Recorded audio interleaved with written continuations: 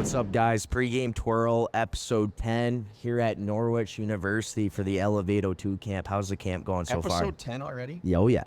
All right. Camp's buzzing. We're in week 2. 95 kids this week. It's been fun. It's going real. 95. Yeah. Is that normal or is that above? Because you No, did it that's- 4th of July. That's about sold out this week. Yeah. But we do have, I noticed you were running around with the mic earlier, getting some good sound bites for pregame. Oh, I Are you have. going to be doing that again later? Absolutely. Yeah. I think we got a little special video to do, get the kids fired up. Yeah. Twirl a little bit. Well, let's get right to it on free agency. Obviously, we can't talk free agency and not lead off with Steven Stamkos. Obviously, not going back to Tampa Bay. Where do you stand on that? I'm excited for him. It's a fresh start. I mean, the All-Stars, like I know recently they were talking about Sidney Crosby finalizing some extension to finish his career in Pittsburgh, but I think it's fun for guys to switch teams at least once at the end of their career, just to see what it's like on the other side a little bit. You get so attached to your city and your community and stuff if you're an All-Star and you play long-term in 10 plus years in the same city. So I think it's pretty cool to go somewhere else. I know it probably, I'll shoot it back to you, but I know it seemed like it didn't end. There were some sour grapes with the ending there in Tampa, but I mean, he's headed to a playoff team, potential Stanley Cup contender. Yeah. So it's not like he's going to a rebuild right now. So it does for him. He's probably excited that he's headed into a winning team, a team that's probably going to compete for a Stanley Cup. They could win it next year with the roster, then the signings they've put together this summer, and some young guys still building. But yeah, it's going to be weird seeing him in a freaking Nashville Preds jersey, But I don't know. What's your take on it? I mean, I know we talked about it a little bit off the air. Like it's tough to see a guy like that who, he just had 40 goals. He scores 40 every year. He scores 40 every year. He's going to make Team Canada and the Four Nations. I wouldn't be surprised if he's still on the Olympic team. Yeah. In 2 years, but yeah, it's pretty wild to see a guy like that move on. But we got to get used to it. Yeah, I mean, my stand on it is it all started going into training camp, I believe. He came out, I think it was his first interview of the year, and he was not happy that there wasn't a conversation. It's been going on all year. In the summer. And this is a guy, to me, I feel like, just like Patrice Bergeron, like he was their captain. He's done a lot for that organization. He's your franchise leading scorer. Yeah. And you could argue he's a top 10 center still. Like you said, like he scores 40 goals every year. He's over a point per game player every year. Like he's done so much for that organization. And I think if there was a conversation early about it, he would have ate some money to put the team in the best situation to win a cup for the next couple years. And there wasn't a conversation. So stupid to me. And then, once, at that point, then the writing's on the wall that he's clearly not wanted in Tampa. And if you're not wanted somewhere, why would you want to stay? When you're Steven Stamkos, who's the franchise leading scorer, he scores 40 goals every year. It's like, at that point. It's just weird to see the captain treated that way, too. I know. But it is, and it's also hard to believe that they couldn't afford $8 million a year for 4 years for him. Well, right? They spent it on Jake Getzel. Right. Which is, well, he's a little younger. It's a head scratcher, but it is, like I said, it's a fresh start for him. He's probably going to come guns a-blazing, score 50. But then again, if we're gonna look at Tampa's roster, and we've talked about that a little bit, like that first line, I can see Getzel scoring 52. So we'll see. I know. And that's the thing is their GM obviously has taken a lot of heat for Steven Stamkos. But he got rid of Sergachev to Utah Hockey Club too. Yeah. So this guy, they've the past 2 years lost in the first round. And for him, it's not acceptable. And there's clearly some tough decisions that need to be made to take them to the next step. Yeah. So he made those tough decisions. And now it's like, I'm really curious to see where this Tampa team goes. Because, yes, I agree with you. I think they arguably have the best first line in hockey. But depth-wise, offensively, like, where are they at? I know they re-signed Hedman. Now they got McDonough back, which is weird. And I know we talk about the recycle a lot. But, like, you traded Ryan McDonough to Nashville. He went there for 1 year, and then they made a trade for him to go back there. So it was like, kind of, what was the point of that? Yeah. I mean, who knows if there was salary cap stuff or... Yeah. all the assistant GM, the nerdy assistant GMs behind the scenes, number crunching, it probably had something to do with that. But yeah, it's so odd to see that stuff happening with players. And just to finish up talking about Stamkos, like, the guy's still arguably in the prime of his career. This is not like a captain like a Patrick Marleau or a Joe Thornton leaving San Jose and bouncing around to different teams. This is a guy still at the top of his game, so it is a head scratcher, but fresh start, like I said. And like you said, that Nashville team's going to be really good. You got Saros between the pipe. He's one of the better goalies in the league. You got Roman Josi, who just about had 25 goals this year as a D-man, over a point per game as far as the back end. He's a top 5 D-man in the league. And then up front, you're adding Marchessault. Like you said, he won a Conn Smythe 2 years ago. Stammer, 40 goals every year, and Philip Forsberg can still play. You got Ryan O'Reilly, who's a great shutdown center that can still produce offense. Yeah, he's not going to a losing team, so it's still going to have that feel in training camp when he shows up like they're going for the Stanley Cup right away, Yeah. So that's the culture they've set in Nashville, so it's going to be no different than it is in Tampa, and he's obviously going to be a big part of it for sure. Yeah.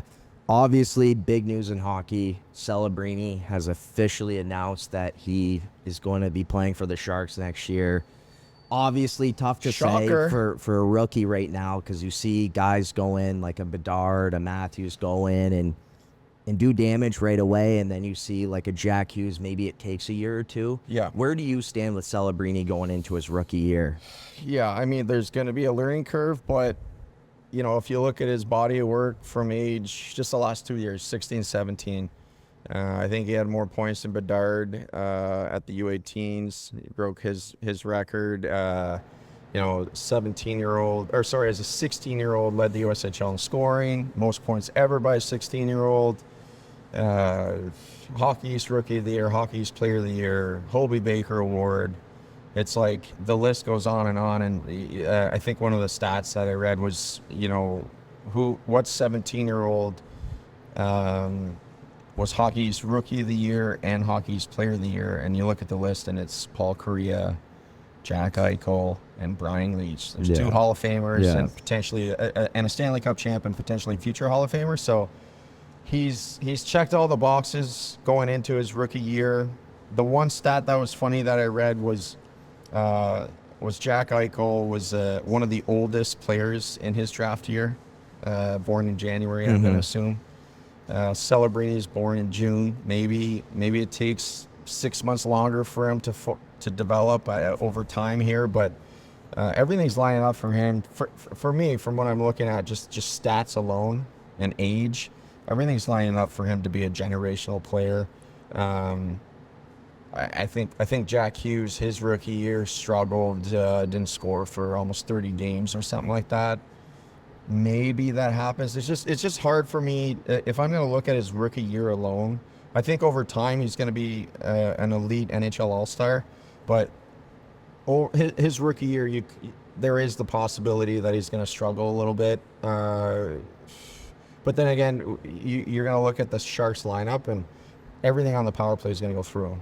Yeah. So how do you not get 60 points if you're on the power play for a minute and a half every power play, and they're putting it through you every time you're the quarterback? So he's going to get his looks. That's why I still think, like, even if he doesn't have a great year, it still might be 60 points. Yeah.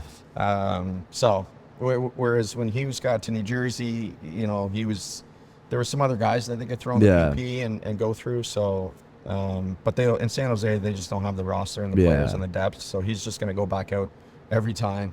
Every time. It doesn't matter if he's on a 10-game goalless drought. They're still going to throw him on the power play and get his touches. And that's when a kid like that who's so skilled and has such a good shot his skill's going to take over and he's going to get some points. Yeah. So that's where I'm like, all right, I don't think he's going to come in and have 90 points or 100 points like McDavid and Crosby did their 18-year-old seasons. Yeah. But I do think he's going to hit the 60 to 70 plateau. I could be wrong on it, but I think he's going to be at that just because they're going through him on the power play all the time. Yeah, I mean, I agree with you. I think as far as a resume goes, like, he's got one. I mean, you listed all the stats. Like, his resume is crazy and as good as it gets. I do think it's great to have, like, a Will Smith entering in with him. Yeah. To kind of go through that learning curve with Will, who's also a really talented offensive player as well. And then obviously they signed Tyler Toffoli and Wenberg to kind of bring in some veteran help, because before that roster last year was not pretty to look at. Yeah. So I think that's a disadvantage, the roster they have. And I know if you're first overall pick, whoever you go to, obviously the team struggled the year before. But I don't think he's got a whole lot of help there. No. And I personally, and I was wrong about Connor Bedard. I thought he was going to go through a learning curve, and I never really saw that with him. Yeah, no, that's my point. Like, I feel like Celebrini, same thing. He's coming in such a terrible team. They're just going to go through him. Yeah. Whereas, some other teams, when you're a first overall pick, they can protect you a little bit. Yeah. By having a decent lineup. Is just Bedard. Like, the team sucked ass. Yeah. Yeah. In Chicago, but it was like they just went through him offensively. Yeah. There's no one else. I mean, he was playing with Foligno. Yeah. Who's a good serviceable player, but he's not a first line player in the NHL right now. He's a fourth line player. Yeah. And he's just, everything's going through him. It's the same thing. Celebrini, everything's going to go through him. Like, I know Bedard like did not. You're right. Like, looking back on it, he didn't have 10-game droughts, 5-game droughts. Like, he consistently, had a point or a goal and assist every game, kind of ish, So, did he finish with a point per game? Not quite. He was tickling it. He was tickling it, because everything goes through him. Even when he got hurt for a bit and came back, and he was just hot, like scoring every game. But yeah, for Celebrini, I honestly think, like you said, with his resume, we know he's going to be a superstar at one point. It's just a matter of when. Yeah. I think it's going to take a little time. How many points next year? I don't. So you're saying 60 to 70. I'm in the 40 to 60 range, which is still a really good rookie year. You look at some of the past rookie years, like guys are. It's taking time now. It's not, guys aren't, Matthews and the McDavids, like those guys are freaks. And I know with his resume, he's clearly a freak too. We're talking about a kid he's just never not 30 obviously this is the biggest jump for him. Yeah. But he's just never not produced. So and the same thing for those superstars that put up these crazy numbers as 17-year-old in college, or 17-year-old season in the OHL or the CHL or USHL. It just when they step in and they do it at the next level right away, is just a freak of nature. Yeah. TBD on him. Yeah. But all now that we're talking about the draft, I just want to throw this out there, because I thought it was like, usually every year at the start of the draft, when you talk day one, the first round, the GMs usually start off with congratulating the Stanley Cup winners. That didn't happen this year. No one said congrats to the Why is Forecast. that? And I tell you why, and I don't know, but this goes back to free agency. And I said a take on it online this week. Now, I don't know my way around taxes, okay? So I could be wrong, but Florida, there's no state tax. Correct. Right? So whatever you sign there, let's say $8 million. If you're not making the whole $8 million and there's still like some other tax coming in, you're very close to making the 8. Where in Montreal, it's 50% state tax. Well, if you look, let me put it this way, break it down even easier. If you sign in San Jose for $15 million, same contract in Florida, you will have $1.5 million net more in the bank after whatever amount of years that is. Yeah. And California, Quebec, New York, Minnesota, that's what they have to deal with. And that's the thing, is you look at who's won the last 5 Eastern Conferences. It's all been in Florida. Yeah. No state tax. You look at who's won the Cup the last 2 years. Florida Panthers, no state tax. Vegas, no state tax. Yeah. These teams are completely taking over, and a lot of people are asking me, what do you think about Montreal's like what they've done in free agency, how they were completely quiet. They're essentially going in with the same roster they had last year, adding a couple prospects. Yeah. But that's my point, is like these no state tax teams, they've completely taken over, and they can rely on getting guys in the free agency and kind of reloading, where the Montreals of the world, like they have to rely on drafting well. Yeah. And like, yes, Toronto's going through it too, but like they were fortunate enough where they drafted guys like Austin Matthews, Mitch Marner, Willie Stiles, where people are willing to cut some money to play with those guys. Yeah. And a McDavid, you know, like, so I think that's crazy. And obviously there's something that I don't think the NHL can do anything about it, but like There's nothing to be done. when those no state tax teams are good, they take over. Yeah, and it's funny, but what's crazy about it is like the Montreal Canadiens, the Toronto Maple Leafs. I mean, the New York Rangers. Yes, you're going to be taxed a little more, but those are the most historied franchises. You get that So going for you. You wanna play there. There's something so different about the air in those buildings. So it is. Yeah, it's tough. But I mean, it's to something they that, got to deal with. We talked about it the other day. Pay more. Who's the last big-time free agent the Canadiens have gotten? I would probably, in my opinion, I know you said another guy to me the other day, but I would probably say Tyler Toffoli. The year he came in for that COVID year, they went to the Stanley Cup final where he led their team in points, good amount of goals that year. I would say he's the biggest get they probably got recently. He had 3 or 4 offers. Yeah.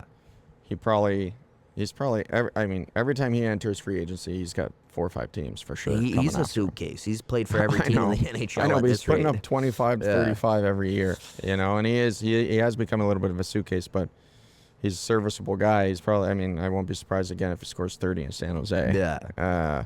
But yeah, it's some of these teams need to deal with. It sucks because some of them have the history. Yeah. And now, you know, if I'm maybe not a superstar, but if I'm, you know, line 3, 4, D, 3 to 6, I mean, if you can have an extra $1 million net in the bank at the end of your deal, your 4 or 5 year deal, you're probably going to sign somewhere sunnier. And on top of that, those teams all have an opportunity to win a cup. They're all good teams. So it's like you have an opportunity to win a cup and see, like I said, I don't know if you're seeing all that money. You would know more than I would, but like you're coming close to it. You know, and you're playing on a team that arguably can win a cup. That's why these teams have just completely taken over. Yeah, That's you're saving on the state tax. Yeah. You know, everything else, the agent fees, federal taxes, NHL escrow, it's all the same shit for all the teams. But the state tax is massive when you're talking $20 million. Yeah. You know, and these guys don't play forever. And I know fans think it's selfish for a player. Well, I might have an extra $1 million in the bank at the end of this deal, so I'm going to sign here instead of Montreal or New York or you know, Minnesota. But it's the way it is. I mean, it's reality. They would do it. The fans would do it too. Yeah. If they were in that same spot. But yeah, it's shitty too at the same time. Yeah. It's hard for, you know, if we're going to go back to the Canadiens because we love the Habs so much, it's hard to see them not do anything at all in free agency. You know, I felt like they were going to do something, but you know, it's tough. It's the offer with the taxes, and then the second part is it's not a winning team right now, so it's not an ideal spot this past July 1 for a free agent to want to play. Yeah. So, and that's just the reality of it. They're building through the draft. They're going to have another year where they have patience from the fan and the owner, both St. Louis and Ken Hughes, and the players will have another year to develop and lose some games. And then next year it's on like Donkey Kong. If they come in and start the season shitty, I think we're going to see some changes or some big trades or something go down. I know. Well, it's just tough because it's like we've talked about in previous, it's like for the Canadiens, the biggest question mark is when are these Atlantic wagon teams going to slow down? Those are all the teams that are dipping their toes in the water for free agency. You look at Boston, what they needed a top 6 center. Push Coyle back, let him play his third line role that he's really good at. Not that he didn't do great in Boston. You know, they pick up Lindholm, and then they pick up Zadorov. And now Boston, they're back in. I don't think they have a guy below 6'2" on the back end. Yeah. You imagine going down the wall against Zadorov and then Chucky Bright Lights McAvoy on the other side? Good luck. Yeah. Good luck. And then, you know, Toronto got OEL, Oliver Ekman-Larsson, and then they added Tanev on the back end. So kind of picking some guys up that obviously their weakling is their back end, as everyone is aware about. They re-signed Wall, and then Tampa obviously was making some cutthroat decisions. But like I said, Detroit had some signings. So the it's Atlantic like teams are it's hard to look at it and see like, oh shit, there's going to be some movement right here. Maybe the Habs can bump up a little. It's like, And that's why I'm saying is like I am so anxious to get to playoff hockey again, and obviously I'm a Canadiens fan, but I just to think see if the there's some new playoffs- teams. Yes, I need some new teams. Like I want to see a Detroit make the playoffs. Yeah, yeah, You know, definitely. and I was pulling for them this year, but like I said, it's just everyone's making moves, and that's what sucks is that we didn't make any, but we got to I know, rely but on the it's- draft. So with that being said, and developing players. what's your thoughts on Demidov? Us getting him at number 5, which is Steal. a steal. Steal. But Steal. what's your take on Well, him? everyone. I mean, like no one's seen him play like live. Yeah. You know, obviously scouting staffs have, but steal the draft. Apparently, it was ranked, the best forward after Celebrini on the Habs list. So they got what they wanted, and then they got what they wanted. I mean, we can stay on Demidov, but they got what they wanted with their second pick in the first round too. Right? H. Who they wanted, they had him top 15. Yeah. They got him in the 20s. So 2 great picks by the Habs. Everyone's super excited. Demidov, wouldn't be surprised if he comes in and makes the team right out of training camp. Apparently he's got some Kucherov in him. He's got, who's the Russian on Minnesota? Kaprizov. He's got some of him in there in his game. So, and he's a sniper and a playmaker. So everyone is so anxiously awaiting this training camp just to get eyes on this kid. Yeah. Meanwhile, they got a sneaky second forward coming in who they drafted late in the first round too. Yeah. So it deepened the prospect pool big time at forward, getting this Russian kid, and the buzz and excitement with Hudson coming in, Mayu coming in, and maybe Reinbacher potentially having a good training camp. I think he plays the season in the American League in Laval, but a lot of exciting things. I know they didn't get any big free agent signings, but you got a Russian coming in like this. I mean, it's pretty fucking exciting. I know. You know, it's cool. I know. Well, you talked about Demidov, and I'm going to give credit where credit's due because you said this to me when I first texted you about the draft pick.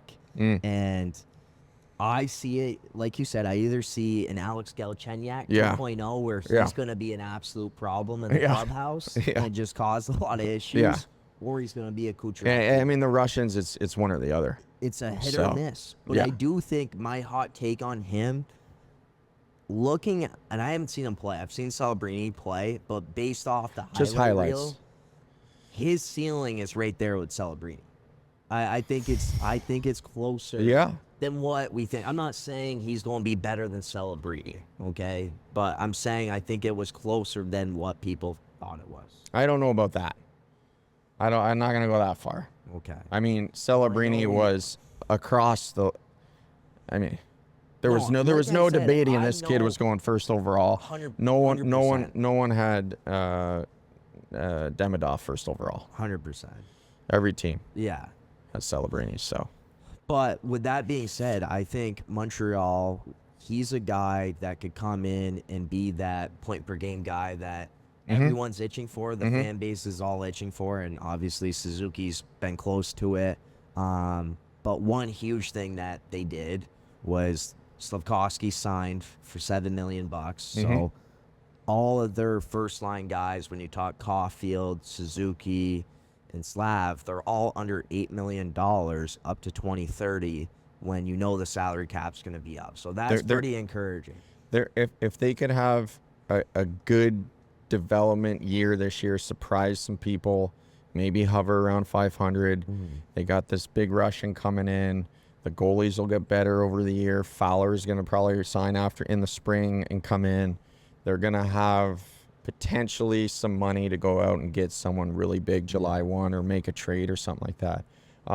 With the last thing with, I'm always hard on Slav just because I have not liked the first 2 years. Oh yeah, I'll take him. I'll take the last 20, 30 games, even though he was scoring goals. Like, I don't even know how he was scoring these goals. They're bouncing off his shin guard and landing backdoor tap-ins because he was playing with Suzuki. But I do think Demidov comes in and is a better NHL player than him. Oh, for sure. Yeah. And I guess that's what I meant is you watch his, like, I didn't watch him play. Which how does Slafkovsky look when he's now taken off that line? Yes. Ugly. Yeah. Ugly. Yeah. Now they have chemistry. They're the big three right now. But now you got a forward coming in that's going to push for that spot. Yeah. Where No, for where sure. Slav has For been sure. gifted for 2 For sure. years. And that's the problem, like you said, like with the Russian guys, it seems like it's hit or miss. Hit or and I miss. don't know what like the MHL league is like, but I'm just saying based off the highlight reel I saw, like Yeah, some he's of them, sick. it was insane. Yeah, to watch. I was like, the holy hands, cow. the goals. I had no Yeah, idea he's he was got that good. the skill set's just outrageous. I can't wait. We should go up and watch a practice and just see him go in training camp. Absolutely.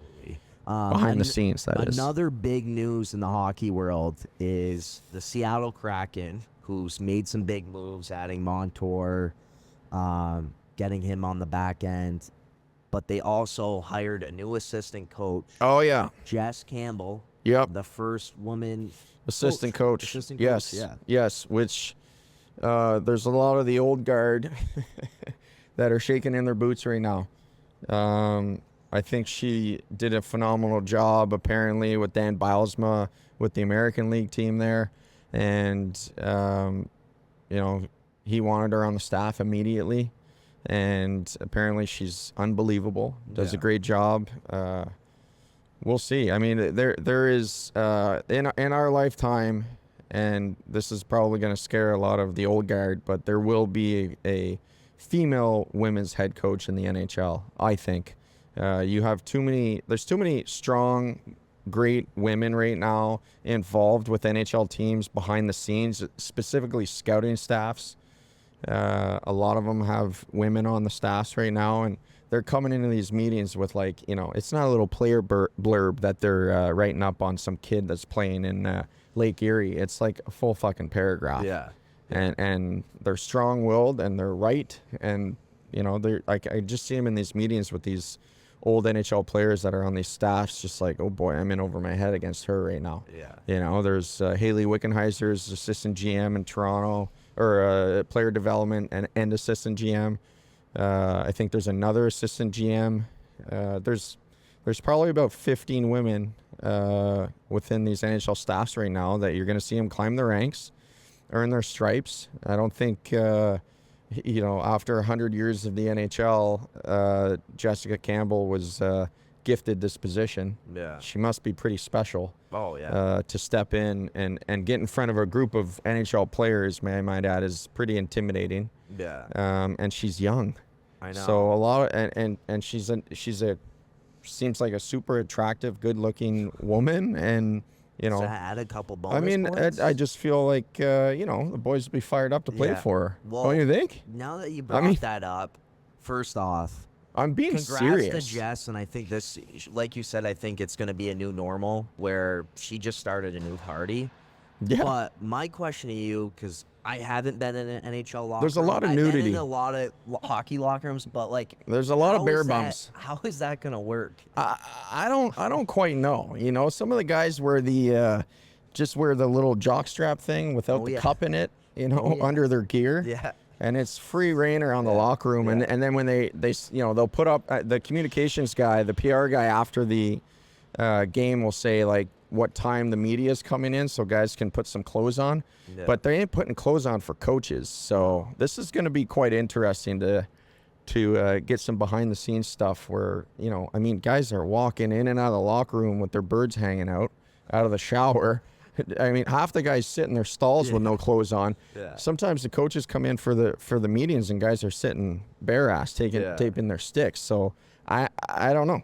I mean, it's the new norm to cover up now because your coach is of the opposite sex. Okay, so be it. Yeah. But we'll see. I'm gonna need some behind the scenes on it for sure. The Seattle Kraken are going to need to do some housekeeping things in training camp. Yes. They're going to have Yeah. some strict rules. Yeah. But, Now the game's changed, but there was a lot of Yes. naked birds around the locker room when I Yes. was playing. Absolutely. I'll say that. But nonetheless, congrats to Jess. Yes. Great free agency. Hopefully the Habs make a move here shortly. But Ken Hughes, he's always buzzing. he's always buzzing. Yeah. He's always on the move. I trust in Ken. But that's all we got for you. Episode 10, Pre-Game Twirl. Let's go. Let's go. And push the envelope fairly. Hey, I'd push the envelope.